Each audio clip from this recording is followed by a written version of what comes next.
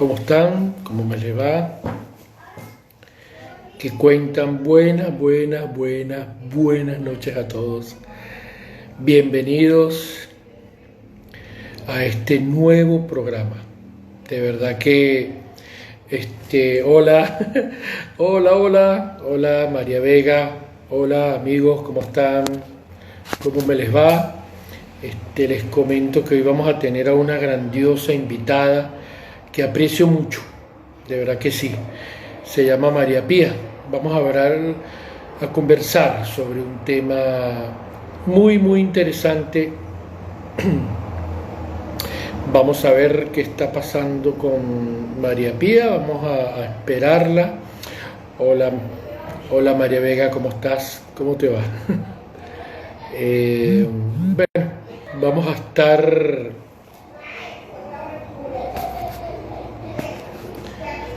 a estar esperando a María Pía.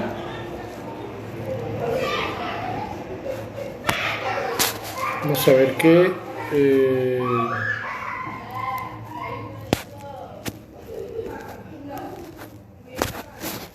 María Pía, tienes que entrar a mi.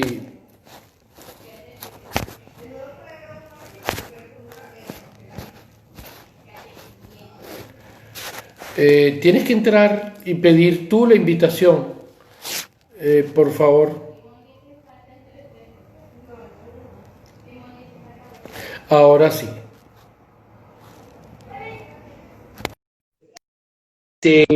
Wow. Espero que tengan un excelente día todos, de verdad. Para mí ha sido un Ahí día muy estamos. lindo. Hola, María Pía, ¿cómo estás? Bien, ¿y tú? Excelente. De verdad que he tenido un día grandioso, de verdad que sí. Estoy contento. ¿Sabes qué? Te comento que estoy agotado, pero es un agotado sabroso, porque ha sido un día productivo y me encanta cuando los días son productivos. Claro, por supuesto. Eso es cuando uno tiene un día duro, pero en la noche se acuesta con toda la satisfacción de haber hecho las cosas bien. Sí, sí. Hola, Fogata. Un placer que estés presente. ¿Y cómo estuvo tu día? ¿Cómo estuvo tu día, María Pía? Bien. Un poco emocionada con el programa de ahora en la tarde. Todo bien, gracias a Dios. Haciendo muchas cosas al mismo tiempo, pero todo bien. Me alegro, me alegro. Sí, yo sé que has estado emocionada con este programa. Hace, no sé, hace unas cuantas horas estuvimos ahí conversando y me encanta, me encanta. Yo también estoy muy emocionado ¿sabes? De descubrir sobre todo lo que es este, lo que es el enneagrama, ¿no? ¿Cómo lo podríamos denominar? ¿Cómo lo podríamos llamar? ¿Es un programa sobre qué? ¿O se le puede denominar programa, proyecto? A ver, A ver, mira, te comento comienza tú, un te poco. doy la palabra. Muchas gracias. El eneagrama es un sistema de identificación de la personalidad muy antiguo, tiene más de 2000 años, viene del sufismo. Y la palabra eneagrama es solamente una sola. ¿Qué significa eneagrama desde el latín? Eneas significa punto o círculo, que es la fórmula sagrada, diríamos más adelante lo que conlleva a Dios, el todo, y grama, que son puntos. Entonces el eneagrama es una sucesión de puntos que forman un círculo. El eneagrama, como te decía, es un sistema de identificación de la personalidad que viene desde el sufismo, desde el Islam, y en la antigüedad esto solo se daba a los discípulos en los monasterios y se les daba solamente el tipo de personalidad que tenían al discípulo. ¿Por qué? Porque el eneagrama es algo supremamente poderoso que puede servir, como yo siempre he dicho, como todo lo que es el conocimiento, que es como un cuchillo que puede servir para pelar una manzana o para matar a alguien. Entonces el eneagrama estuvo oculto durante miles de años, durante muchísimo tiempo, y Gurdjieff, el poeta alemán, lo sacó como a la luz hace un par de siglos, pero no lo llamaba eneagrama, porque en esa época estaba como prohibido divulgar este conocimiento. Jorge Ichazo y Naranjo lo sacaron a la luz en el año más o menos 63, que fue la primera vez que lo llamaron eneagrama, ¿no es cierto? Entonces se empezó a impartir más o menos desde el año 60 y es un tema de autoconocimiento lindísimo, muy profundo, en el que para qué te sirve, eso lo vamos a ver más adelante, para conocerte a ti mismo y para conocer a los demás. Desafortunadamente se ha comercializado muchísimo en Latinoamérica, bueno, básicamente en todo el mundo, se ha comercializado y está como de moda ya hace unos 15, 20 años, en donde se imparten talleres de eneagrama en 3 días, en donde, como decía una paciente mía, sales con camiseta de eneagrama, pero sales peor que antes. ¿Por qué? Porque cuando uno está desequilibrado, te pregunto algo. María, te pregunto algo y disculpa la no te interrupción. preocupes. El eneagrama, no sé si tú conoces la programación neurolingüística. Sí, claro. Ok, La, la, te pregunto algo. ¿La programación neurolingüística tiene, o sea, tiene algún tipo de parecido con el enagrama? ¿O son yo dos cosas diría completamente que distintas? Yo diría que no en profundidad, o sea, tiene similitudes en qué aspecto. La programación neurolingüística es como que te sacan el cassette, te lo programan y vuelven y lo insertan, ¿no es cierto? Como herramienta es una cosa muy, muy interesante porque el diálogo, sobre todo el verbal, dice muchísimas cosas. El eneagrama, en cambio, es una cosa que no es una técnica, digamos, sino es un proceso de autoconocimiento. La PNL es como una Ok, herramienta muy, muy interesante que puede servirnos para muchas cosas. Sin embargo, el eneagrama, lo que te digo, es como un proceso de autoconocimiento muy, muy, muy profundo. Ejemplo, tú no puedes amar lo que no conoces, ¿no es cierto? Y uno cree que se conoce, pero eso no es real, uno no se conoce. Entonces, como uno no se conoce, no se puede amar a uno mismo. Entonces, un poco el objetivo del eneagrama es encontrar quién eres, por qué eres como eres, y después de entender todos los desequilibrios, tenemos una serie de herramientas para equilibrarnos y poder entender el otro. Entonces, es como un camino de autoconocimiento muy profundo. Yo diría que más que una técnica es un camino de conocimiento. ok, entonces yo podría decir que primero me conozco yo para después poder amar a los demás. Claro, primero tengo que amarme yo para poder amar a los demás. Y una cosa que es bien importante es que yo no puedo esperar que otro me dé lo que yo no me doy primero. Y eso es algo en lo que caemos, creo que todos los seres humanos. Uh, yo he pasado mucho tiempo ¿Sabes qué? trabajando en eso y creo que todavía no lo logro. Dime. Es totalmente cierto. ¿Sabes que eso es algo que lo que practican, lo practica mucho la cultura china, ¿no?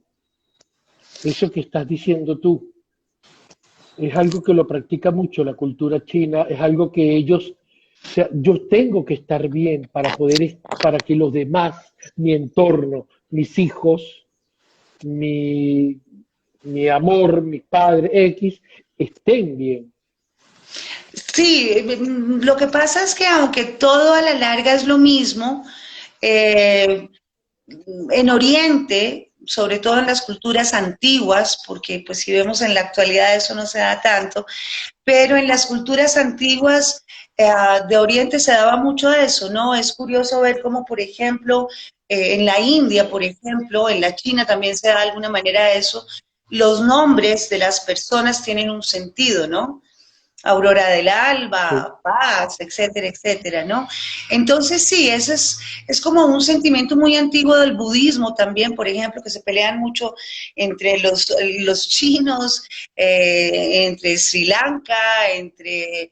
Hay tres corrientes del budismo que se pelean toda esta filosofía, ¿no? Pero sí, definitivamente un poco la idea del enneagrama es conocerte a ti mismo, como decía Platón, ¿no?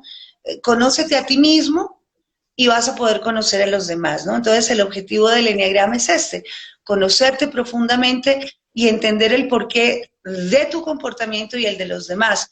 Porque muchas veces, mira, yo creo que todos los seres humanos, por erradas que sean las cosas que hacemos, las hacemos porque creemos que las estamos haciendo bien. Por eso es que nos incomoda el espejo del otro, en donde de pronto a mí me gusta hacer las cosas de una manera y el otro las hace de otra manera. Y eso me produce a mí incomodidad y es mi propio espejo. Pero ¿qué nos permite el enneagrama? Entender el otro por qué actúa así. Entonces es muy interesante porque se quita como el piso de resistencia de la molestia. Un ejemplo, yo admiraba mucho a mi padre que murió hace muy poco tiempo y mi madre que gracias a Dios todavía vive, yo siempre tuve así con mi mamá, ¿no? La quiero muchísimo, pero tenemos forma de ser absolutamente diferentes. A mí el enneagrama me ayudó a entender ella por qué es así y ahora tenemos una muy bonita relación, no porque ella haya cambiado, ni tampoco me voy a dar el regalo de que yo cambié, sino porque entendí qué es lo que ella necesita y si yo se lo puedo dar, pues es muy interesante, ¿no? Ujú. Eso es cierto. Fíjate que aquí hay un amigo, eh, me encantaría saber su nombre porque no lo quiero llamar a cada rato Fogata. Fogata dice algo muy lindo, me encanta, ¿no? Jesucristo decía, ama a tu prójimo como a ti mismo. Eso es completamente cierto. Y fíjate que por lo que habla, yo creo que esta palabra tan sabia, tan poderosa que dice el amigo de Fogata, eh, es algo que recoge eh, el enagrama. Uh El -huh. enagrama es trabajar desde el ser, trabajar conocerte a ti mismo, amarte a ti mismo, para que entonces puedas amar a tu prójimo, Uh como lo -huh. está diciendo el amigo aquí. Una persona conflictiva, una persona que tiene conflictos, no va a poder amar abiertamente a otras personas. Eso es cierto, María Pía. Sí, aquí hay una cosa que es muy importante y gracias a Fogata por su intervención, que tiene toda la razón. Hay una cosa supremamente importante. Yo lo he estado trabajando, no lo logro del todo, a raticos lo logro, pero una persona conflictiva tiene mucho dolor detrás. Cuando una persona es agresiva contigo, yo trato de practicarlo, aunque te digo, no lo logro siempre, pero cuando alguien te grita, cuando alguien te trata mal, en vez de estar a la defensiva, que me pasa y le pasa a la gente en general, detrás del conflicto hay que preguntarse por qué esta persona está sufriendo tanto.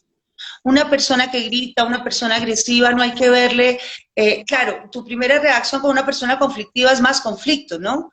Más agresión, pero la pregunta correcta que yo como un ser humano me debo hacer es, ¿qué hay detrás de esto? Hay mucho dolor, porque donde hay agresión hay frustración, que es un principio en psicología. Entonces, detrás de todo ese conflicto hay mucho dolor. Obviamente que, volviendo a lo que es el tema del enneagrama, cuando tú entiendes quién eres, por qué eres como eres, de hecho, paréntesis, cuando hacemos el curso del enneagrama, esto quiero dejarlo claro, que lo hablábamos hace un rato. Los cursos los dan en 3 días, $1,500 cuesta aquí, por ejemplo. La persona sale con camiseta de enneagrama, pero más loca. ¿Por qué? Porque cuando yo estoy en desequilibrio, actúo como otro número. Son 9 tipos de personalidades básicas, pero de aquí se derivan montón de personalidades. Pero si yo estoy en desequilibrio, voy a identificarme con mi desequilibrio, es decir, con otro número, entonces algo mucho más confundida. Yo te comentaba hace unos días, Andrés, que el curso presencial yo lo doy entre 4 y 6 meses, obviamente el proyecto que queremos desarrollar es dar un taller de 3 meses vía en línea, pues, pero es una cosa que es muy profunda. ¿Por qué? Porque damos un taller de 3 meses en donde semanalmente la persona va a tener un trabajo de lectura y de práctica, que es otra cosa, ¿no? Entonces, tienes 8 días para poder desarrollar todo este proceso. ¿Qué es lo que yo te digo? O sea, es un conocimiento tan profundo, porque vemos, bueno, en algún rato vamos a dar el temario de lo que es en el taller, pero vemos desde el punto de vista, porque yo además de toda la información que tengo, que en algún momento te contaba, yo tuve la oportunidad de hacer el eneagrama de 3 días, una vez en Bogotá, otra vez en Vancouver de pura casualidad, y las 2 veces salí pensando que era otro número, en más desequilibrio. Luego tuve la oportunidad de hacerlo directamente en la India con bueno, el lugar no importa, pero lo que importa es la fuente, con un maestro sufi, Muna. Y bueno, con Muna tuve un proceso de varios meses, entonces esto del eneagrama es un proceso de vida muy profundo. No es, tú te puedes saber la teoría al derecho y al revés, pero eso no sirve mucho. Otra cosa que les recomiendo a las personas que nos están viendo es que por favor no hagan test de eneagrama en internet.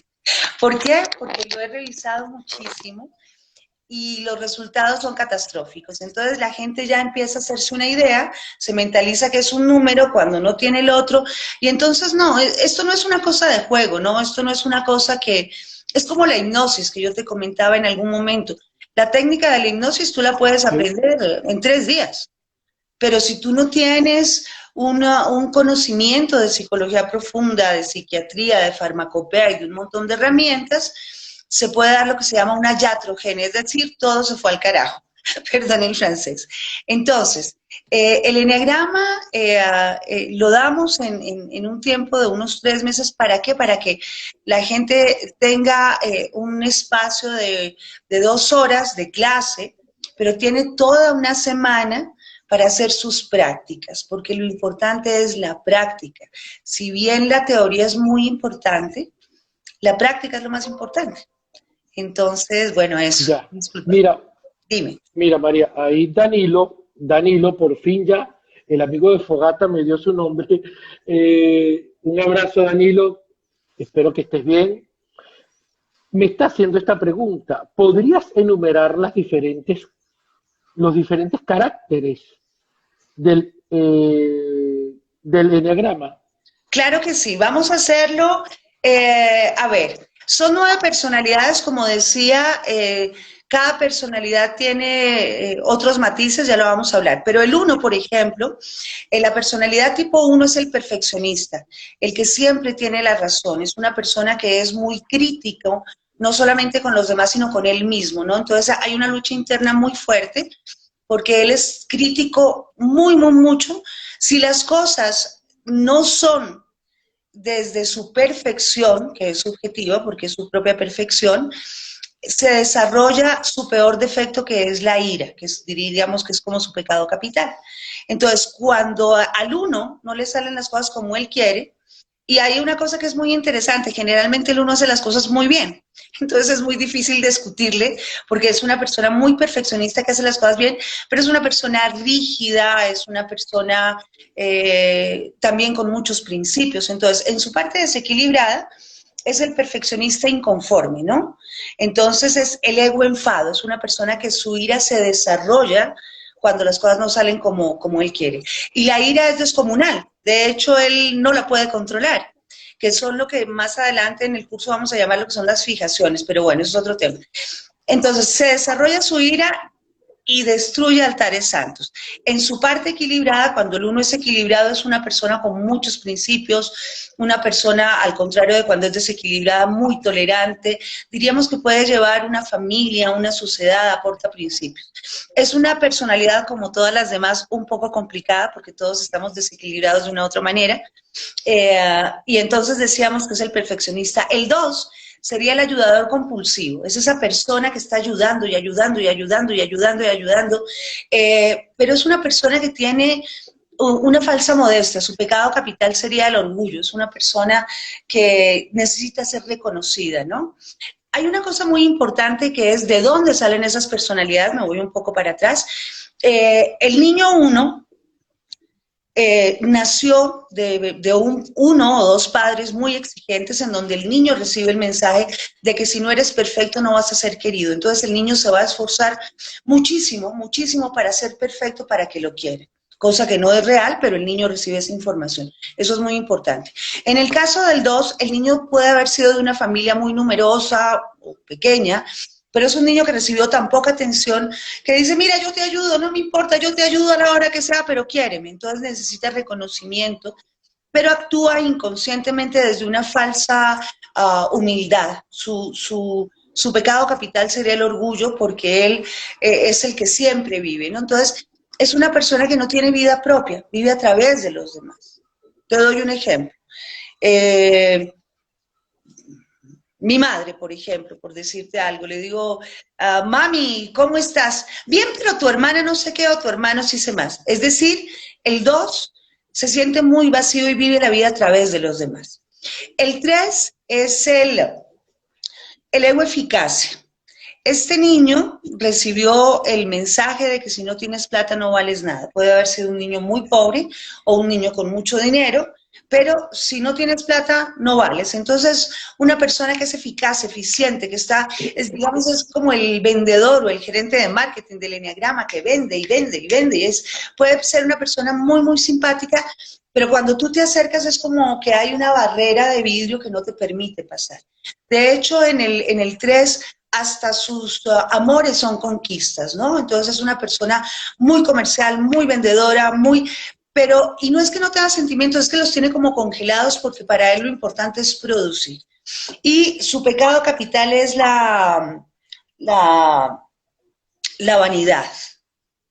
Entonces el 3 siempre lo vas a ver súper bien arreglado, con zapatos perfectos. De hecho, yo siempre pongo muchos ejemplos cuando estoy dando el curso. En algún momento tuvimos un socio que, claro, se vendió muy bien y íbamos a vender un porcentaje importante de una empresa que teníamos.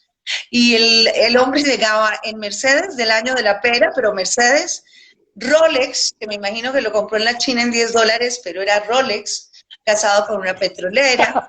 Entonces, era un típico 3 de una persona que tú la ves poderosa y todo, pero realmente no hay realidad, ¿no?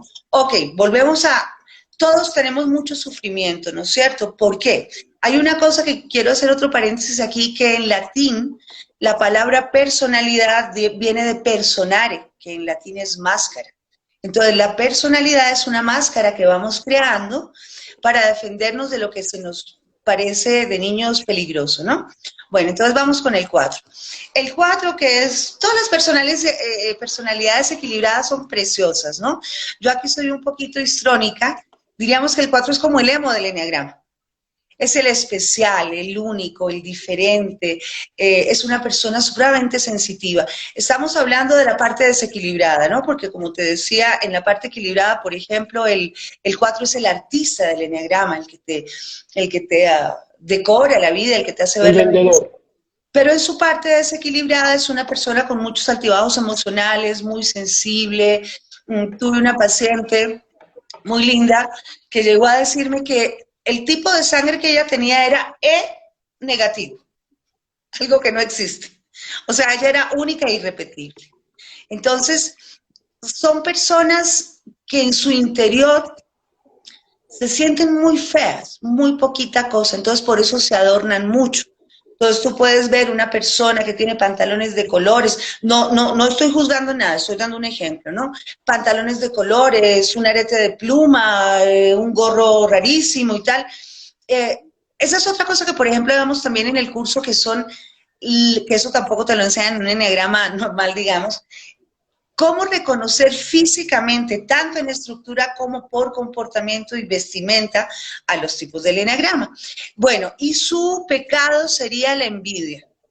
Esto te doy un ejemplo. Esta niña de la misma que te hablo, que es una niña a la que quiero muchísimo, de hecho soy su madrina de matrimonio, ella me decía que una niña muy bonita, era un poco gruesita, pero muy bonita, y ella me decía que cuando ella llegaba a una reunión y veía a una mujer más linda que ella, no podía contenerse y se iba a su casa a volverse pedazos, a emborracharse hasta que se caía, ¿no?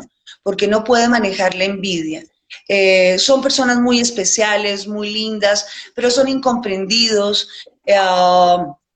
Como te digo, en su forma equilibrada son los artistas del eneagrama y son muy lindos, pero todos podemos, por ejemplo, caer en adicciones y cosas, pero el 4 tiene una tendencia, es como más sensible a eso, ¿no? Entonces, ellos tienen que vivir en relaciones de extremos, ¿no? Entonces, generalmente van a tener relaciones muy conflictivas. Pasamos al 5. El 5 sería el ego ahorro, su pecado capital obviamente sería la avaricia. Es una persona muy inteligente, es una persona muy, muy analítica, pero es una persona muy tímida. Es una persona muy tímida que entra como sin ser visto a ninguna parte. Como compañero de estudio es excelente porque te va a hacer una radiografía con 4 palabras y es muy inteligente. Es el observador, es el sabio. En su parte buena, lo acabo de decir, es como el sabio del eneagrama, pero claro, es tacaño no solamente en dinero, sino en relaciones. Bueno, cuando nos conozcamos personalmente ya vas a ver que a mí me encanta papachar, ¿no? Entonces te diré, hola, ¿cómo estás? Si viene un 5 te va a decir, ¿cómo te va? O sea, no me toques, no te metas en mi vida. ¿Por qué? Porque él tiene muchísimo miedo de depender o que alguien dependa de él. Sin embargo, son personalidades que te digo que son muy, muy interesantes porque para ellos mismos se dan muchos gustos también. O sea, mira, esto tiene una profundidad increíble, ¿no? Pero es el sabio del eneagrama. Pero es una persona que tú lo notas frío. En el curso también vemos, por ejemplo, los tipos de sociedades. Podríamos decir que una sociedad 5 puede ser Alemania, sobre todo en la parte del este que tuvo tanta carencia, ¿no? Entonces también vemos eso, ¿no? Este niño, por ejemplo, nació de una madre muy distante, de una familia donde nunca te dicen te quiero. Entonces el niño aprende eso. Hay un concepto muy importante en psicología que es uno de los primeros temas que vemos en el curso, que son las fijaciones. Una fijación en psicología es un comportamiento que a modo de repetición se va fijando. Entonces, todo lo que hemos hablado. Entonces, en el 5 se le fijó eso, ¿no? Es una fijación que tiene que es miedo por dar o recibir cariño. Pasamos al 6. El 6 es el temeroso, ego-temor. Aquí hay una cosa importante, en el Concilio Vaticano del 532, los pecados capitales, bueno, tú sabes que yo ya no soy religiosa, trato de ser espiritual, pero, bueno, he estudiado muchas religiones. En el Concilio Vaticano del 532, si no me equivoco, hubo cambios, por ejemplo, quitaron libros apócrifos, quitaron todo lo que tenía que ver con la reencarnación y quitaron 2 pecados capitales. Ahora la Iglesia Católica tiene 7, pero antes eran 9. En el caso que eran, por ejemplo, el miedo y el orgullo estaban, ya no están. ¿Por qué el miedo es un pecado? Porque si tú tienes miedo, estás desconfiando de Dios. ¿Ya? Entonces, el pecado capital del 6 es el miedo. El 6 resulta ser una persona muy querida, muy agradable, es el leal del eneagrama. El mejor trabajador que hay es un 6, porque el 6 se pone la camiseta. Pero ¿qué le pasa al pobre 6? El 6, que me encanta, el 6 tiene una cantidad de miedos en su cabeza, pero son miedos futuribles. Es decir, si yo pago el arriendo hoy, y soy 6, estoy preocupándome cómo voy a pagar el del siguiente mes. Entonces tengo unos miedos futuribles y me imagino cosas y pienso cosas que cuando llega el momento realmente no se dan y sigo adelante.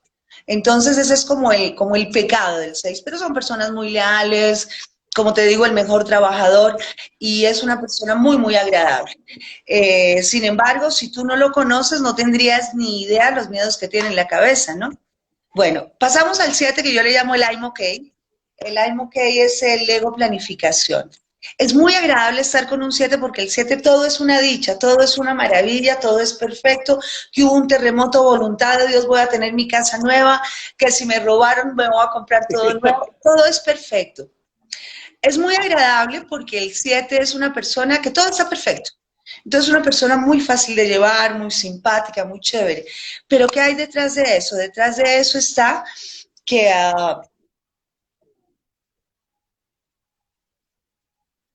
Ay, ay. Vamos a esperar un momentico que le... ok. discúlpame. Entonces el 7 no vive la Sí, realidad. sí. ¿Qué pasa con un niño 7? Un niño 7 normalmente tuvo una infancia muy feliz y en determinado momento se cortó esa felicidad, entonces ellos se quedaron ahí. Entonces, viven planificando a futuro un momento mucho más feliz de lo que viven ahora, o añorando el pasado, pero no viven la realidad. Entonces, cuando se hace un proceso de enneagrama con un 7 es un trabajo muy, muy lindo porque mmm, cuando se termina todo el proceso, ve la realidad. Entonces, es una persona que te puede dar mucha motivación y mucha cosa, pero no es la persona que era antes, que vive en un sueño irreal, en donde además, si tú estás con un 7 y tú estás aburrido, en vez de escucharte, ay, no quiero saber de problemas, déjeme así, yo estoy bien, no quiero saber nada.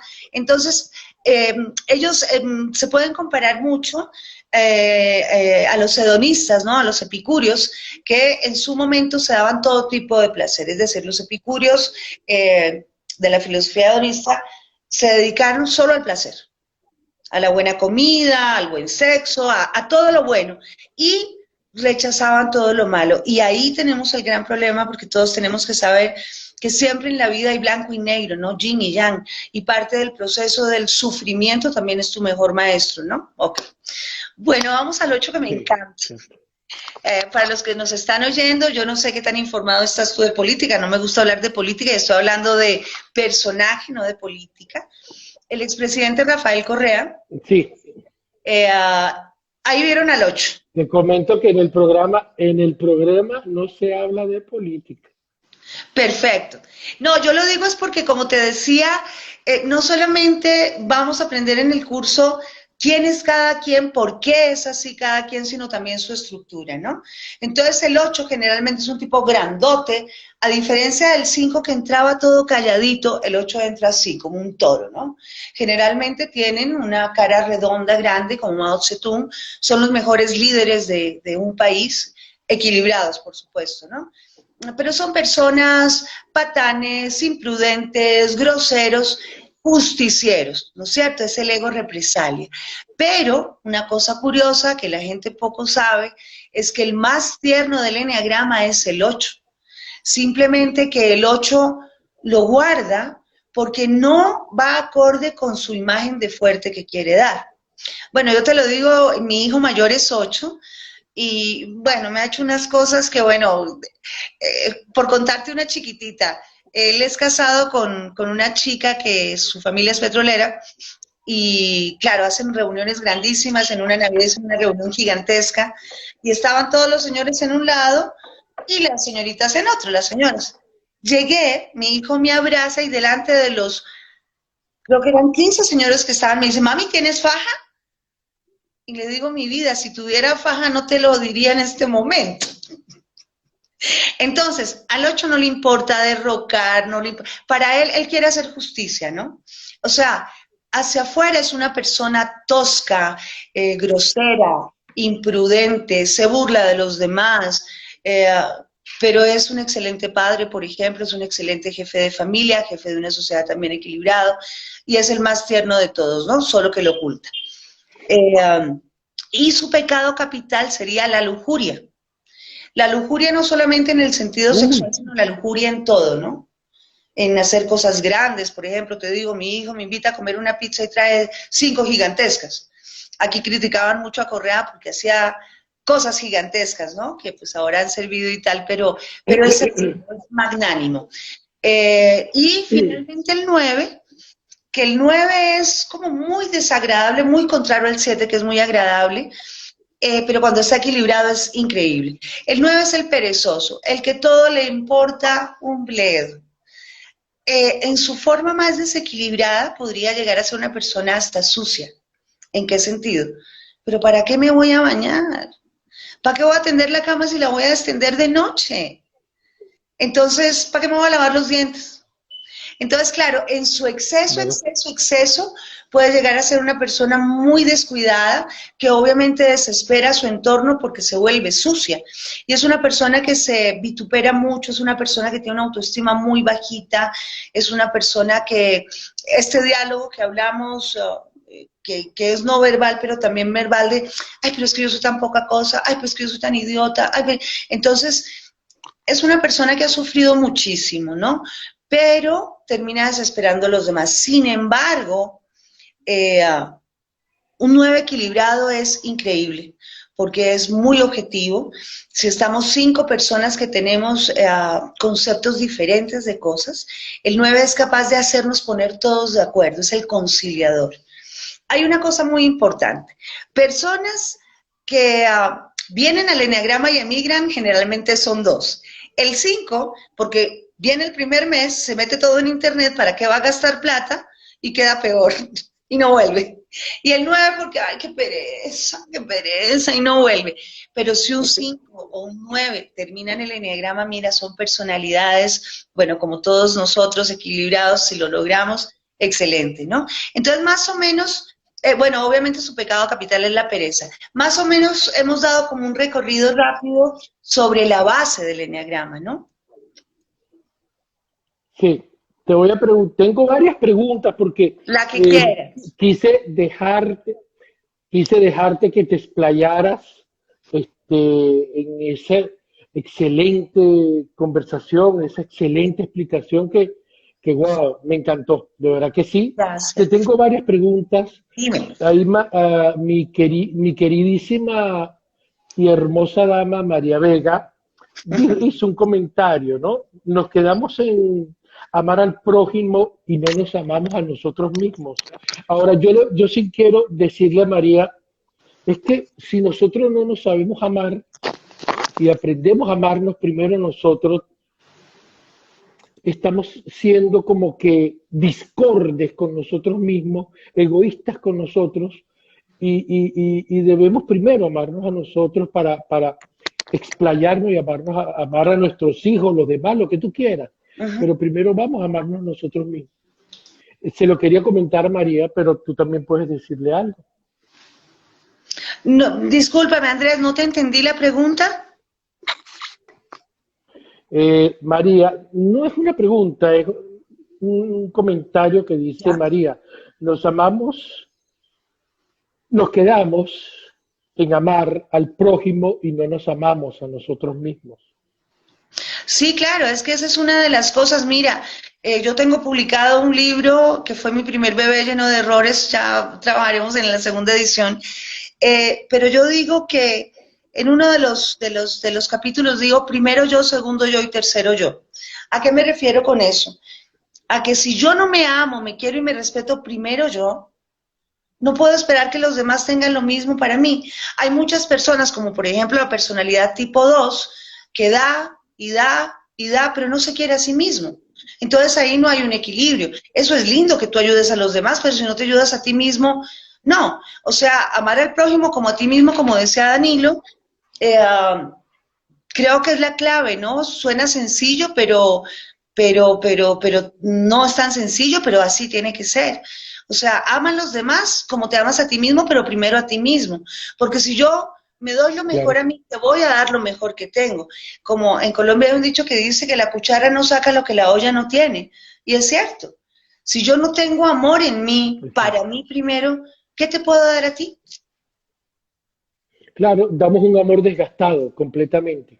Ujú. Estamos ofreciendo un amor desgastado. Te saludo, Juan. Gracias por ese bello saludo y a Funkate, a unos amigos de Renacer, también los saludo. Mira, ahí Danilo también me está preguntando algo sobre si se pueden identificar las profesiones con el eneagrama o eneatipos. Sí, claro, claro, claro. Bueno, mira, esto también es un tema bien largo porque también tenemos que ver lo que son las salas. Yo creo que para nuestro próximo programa lo podemos explicar porque es importantísimo, Ok, porque no es lo mismo una perfecto. persona 3 con un ala de 2 grande y una chiquita de 4. Eso lo vamos a explicar después, pero sí. Eh, Claro, mira, por ejemplo, sabemos que el 4 es absolutamente el artista, ¿no? Es una persona que tiene tanta sensibilidad que hay un capítulo dentro de nuestro curso que es cómo se comunica cada eneatipo y el 4, por ejemplo, se comunica mucho mejor a través del arte porque sus palabras no pueden expresar toda esa inmensidad de cosas que siente. Entonces, por ejemplo, se identifica mucho más, se comunica mucho mejor a través del arte.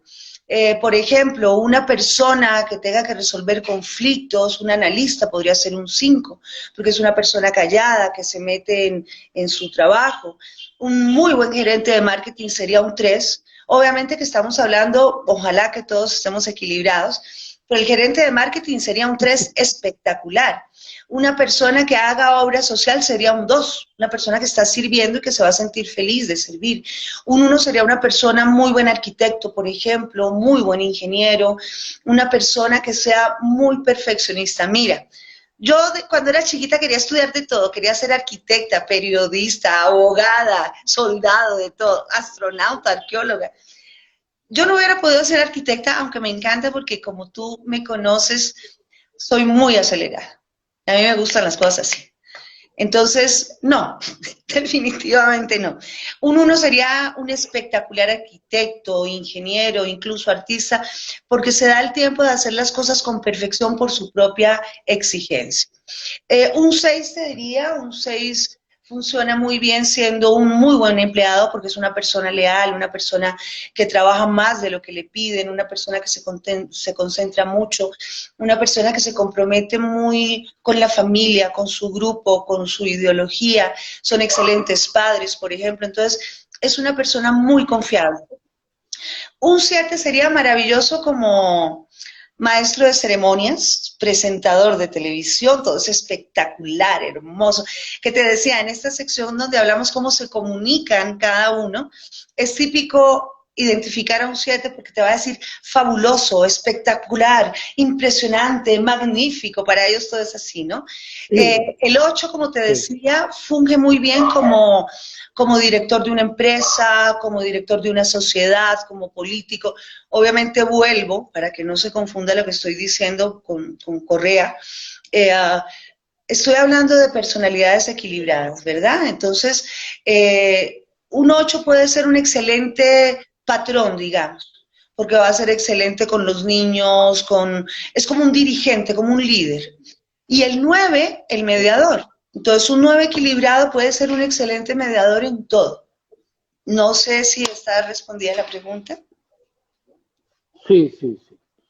De todos modos, como dijiste antes, que va a ser un segundo programa sobre esto porque es demasiado, demasiado amplio, ¿no? Trae, trae una cola inmensa lo que es el enneagrama. Ahora, ahí Danilo también me dijo que le faltó el pecado capital del número 7 que le gustaría saber. La gula. Ellos se quieren La literalmente gula. tragar todo. Se quieren tragar la mejor comida, el mejor vino, lo mejor de lo mejor, ¿no? Porque ellos viven la vida al máximo, ¿no? Recordemos esto de los hedonistas de los epicúreos, ¿no? Solo felicidad, ¿no? Entonces a ellos les encanta el buen vino, la buena música, la buena comida, y es la gula en todo. Tengo una paisana tuyo que quiero muchísimo, no sé si nos está viendo, Chayito, que es una mujer que quiero mucho y me permite siempre decir su nombre. Eh, en algún momento, esta chica venezolana hacía al mismo tiempo enneagrama, tarot, constelaciones familiares y terapia conmigo y no sé qué más cosas, al mismo tiempo. Tenía la posibilidad y qué bueno tener la posibilidad, ¿no es cierto? Pero lo quiero todo, todo, todo, todo, ¿no? Entonces, sí, es la gula, en todos los sentidos. Ya veo. O sea, que me está diciendo que Chayito su pecado capital es la gula. No, es una preciosa, es una linda. Yo la quiero mucho porque es mi 7 preferido de los que conozco. Es una preciosa. Está bien, está bien. Mira, te hago una pregunta. Este, ¿Cuál es el objetivo del enneagrama? El autoconocimiento. Ese es el objetivo principal, ese es el autoconocimiento. Si yo me conozco bien, y sobre todo aprendo a equilibrarme. Este es un camino muy difícil, porque mira, personas perfectas no existen, aunque el uno crea que sí, personas perfectas no existen, y por eso estamos en este planeta de aprendizaje, ¿no es cierto? Y yo te digo, por ejemplo, desde mi punto de vista, yo he tratado de trabajarme desde mucho tiempo, pero me caigo también, me equivoco, de pronto se me salta el taco, ¿no es cierto? Pero la idea con el enneagrama sobre todo es conocer por qué soy como soy, por qué los demás son como son, y la última parte del curso es cómo me equilibro, porque yo puedo saber que soy 7, que soy 8, pero ¿y cómo me equilibro? ¿No es cierto? Entonces, aquí hay una cosa muy importante. Tenemos 3 centros, que es el visceral, que lo ubicamos en el dantiem o el jara, que serían 4 dedos debajo del ombligo, que sería el punto del hombre de Vitruvio de Miguel Ángel, que es el centro visceral, ¿no es cierto? Cuando te pasa algo y tú de las tripas te sale, ¿no? Tenemos el centro emocional, que es el corazón, y tenemos el centro intelectual, que es la cabeza. ¿Qué es lo que nos pasa a todos los seres humanos? Que estos 3 centros actúan independientemente. Entonces, el enneagrama, ¿qué nos enseña? A equilibrar este y con una sola palabra al final del curso, cuando me pase algo, simplemente reacciono así. Es una cuestión de práctica. Lo que te digo, a veces yo lo olvido. Me ha funcionado miles de veces, pero a veces lo olvido porque no se practica. Entonces, ¿qué sucede? Te pongo un ejemplo. Supongamos que yo me peleo con mi esposo y de las tripas me sale, lo quiero ahorcar. Pero de pronto vengo acá y digo, ay, pero yo lo quiero, pero vengo acá y digo, es un imbécil. Entonces, los 3 centros se pelean. Uno de los objetivos del equilibrio del enneagrama es cómo aprendo a equilibrar mis 3 centros para tener una reacción coherente. Y aquí te podría contar muchas historias de cosas que por lo menos en mi vida personal yo he evitado por funcionar eso, que la hubiera embarrado muy feo si no lo hubiera practicado. No digo que siempre lo haga y te lo repito, ¿no? Entonces, ¿cuál es el objetivo? Autoconocimiento, conocimiento de los demás. Mira, esto puede sonar muy utópico, Andrés. Yo veo, yo me podría hacer millonaria, porque aquí hacen fin de semana $1,500, contratas un hotel y vienen 100 personas. No, eso no es el objetivo. Mis grupos son chiquititos, generalmente 7, 8 personas, porque aunque parezca utópico, para mí el objetivo del enneagrama es hacer de esta sociedad algo mejor. Entonces yo, por ejemplo, escojo a la gente que hace el enneagrama. ¿Por qué? Porque si tú haces un buen curso, ¿qué vas a hacer? Vas a ayudar a equilibrarte no solamente a ti, sino a tus hijos, a tu familia, a todo el que veas, a tu entorno. Entonces, ¿qué logramos? Que esta sociedad sea mejor, que sea llena de amor, que sea llena de comprensión, que sea llena de mucha justicia, de muchas cosas.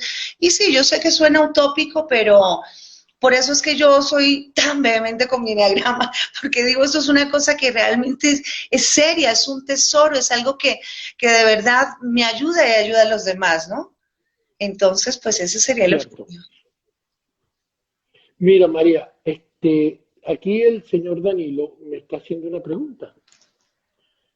¿Puede usarse el conocimiento del enneagrama para manipular a otros? Absolutamente, absolutamente. Y mira, ojalá que la audiencia me entienda lo que voy a decir. Hay ciertas profesiones a las que yo no les doy el enneagrama, porque esto es un arma de manipulación terrible. Por ejemplo, con todo el respeto que me merece la abogacía, el derecho, de hecho mi hijastro, uno de mis hijastros es abogado, yo generalmente no doy enneagrama a los abogados. Obviamente que he dado muchos abogados que han sido pacientes míos, que yo conozco. ¿Por qué? Porque esto es un arma de manipulación terrible. Imagínate, si yo, por ejemplo, sé que tú eres un 4, que eres sensible, voy a saber cómo manejarte y manipularte. Entonces es terrible. ¿Qué es lo que pasa? En la práctica psicológica es muy interesante porque cuando viene un paciente y yo lo identifico que es de tal personalidad, sé qué herramientas usar. Por ejemplo, con un 1 la terapia, por ejemplo, con el 5, la terapia es así de corta y rápida, ¿no? Sí, no, tal. Con el 4 no, al 4 hay que escucharlo, ponerle música. Entonces, es una herramienta muy linda, pero es un arma de manipulación gravísima. Que nuevamente, perdón el francés que yo siempre digo, A mí me da mucha tristeza que el enneagrama se haya prostituido tanto. O sea, la gente, mucha gente, obviamente con todo el respeto, porque habrá muchas personas que realmente lo ponen al servicio de la humanidad, pero se vuelve un negocio. Y no importa quién sea, y es un arma de manipulación terrible. Realmente hay que tenerlo con mucho cuidado, como cualquier tipo de conocimiento, ¿no? Y gracias, Danilo, por tu pregunta, muy buena. Ahora te voy a hacer una pregunta a ti directamente. Dime. ¿Qué número es María Pía? Mira, eso no te puedo decir porque parte del grupo, del grupo, no, parte de la tarea del curso es que la gente adivine qué tipo soy yo. Entonces, Está bien. esa es una cosa muy interesante y de hecho tuve un paciente muy lindo que fue uno de los piropos más grandes que me dio, que cuando yo les pregunto, ¿no? ¿Qué tipo soy yo? Me dijo, tú eres 10. Solo él me ha dicho eso, ¿no? Solo él. Y lo cuento como chiste, yo no digo que no, no, no. No, es parte del trabajo, ¿no es cierto? Porque el trabajo tiene que ser muy interactivo, lo que te digo yo, en este proyecto que tenemos de hacer un curso online y todo. Parte del trabajo es que la gente identifique eh, qué tipo de personalidad es el instructor, porque ahí tú vas viendo cosas prácticas, Claro, ¿no? Entonces yo voy viendo qué van observando, tanto el movimiento, etcétera, ¿no? sí, eso es completamente cierto. Te voy a hacer otra pregunta. Dime. ¿Cuánto duraría cuánto duraría el taller? El proyecto de hacer un taller online duraría 3 meses mínimo, porque la idea es hacer un trabajo profundo. Una vez a la semana, 2 horas. Normalmente yo te contaba que cuando es presencial, el curso yo lo doy en 4 meses, a veces se demora más, dependiendo del tipo de grupo, porque hay gente, lo que te digo, mira, es chistoso y la Mari Vega, que creo que está por ahí, lo puede confirmar, tenía un grupo de 5 viejas locas que llegaban, el Ay, curso Dios era de mío. 4 a 6, y a veces llegaban las 10 de la noche y me tocaba decirles, váyanse, por favor. ¿Por qué? Porque cuando es presencial Ay, hay el coffee break, hay el chiste, hay el compartir, entonces también dura un poco más. Pero el curso online yo pensaría que 3 meses mínimo porque la idea es hacer un buen trabajo, si no prefiero no hacerlo, ¿no?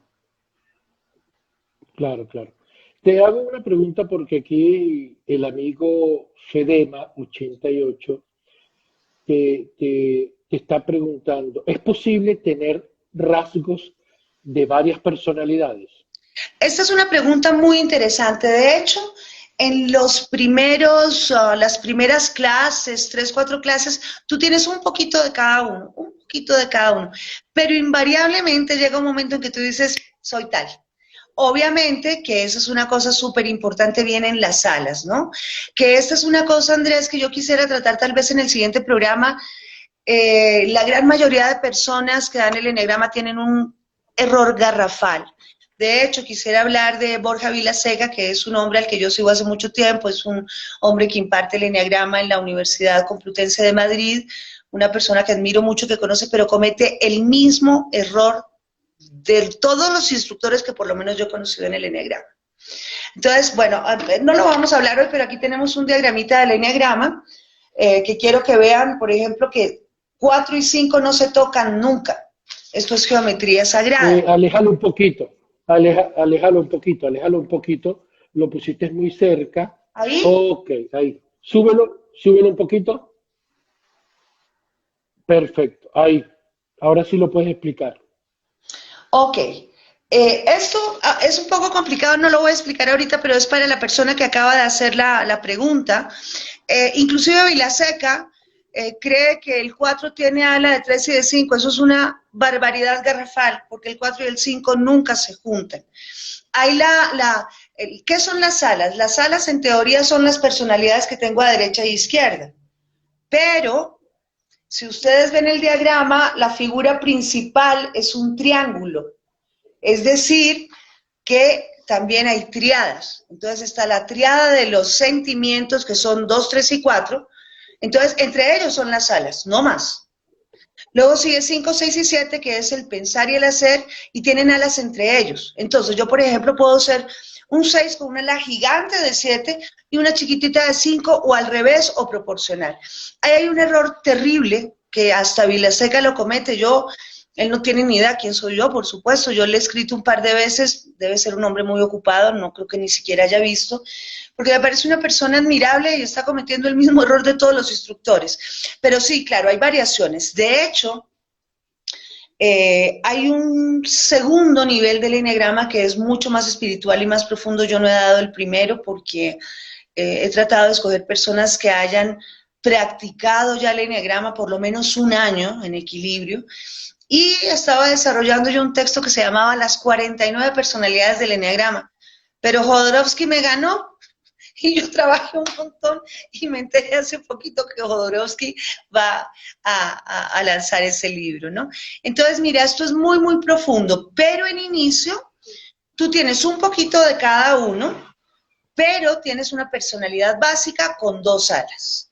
Y volvemos al inicio de cuando empezamos esta charla.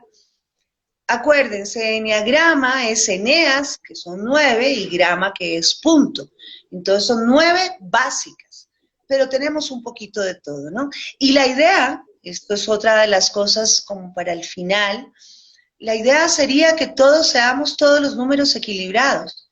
¿Eso qué nos daría? Equilibrio en todos los sentidos, porque podrías verte reflejado en todos los demás, ¿no? Claro, porque María, una de las cosas que yo sí estoy de acuerdo contigo es que al nacer traemos ya ciertas eh, personalidades en nuestro ADN. Después, cuando vamos creciendo, nos van como que inyectando, vamos a decirlo de esa manera, otras personalidades. ¿Quiénes? Primos, tíos, la misma sociedad, el colegio, los amigos, el mejor amigo, etcétera.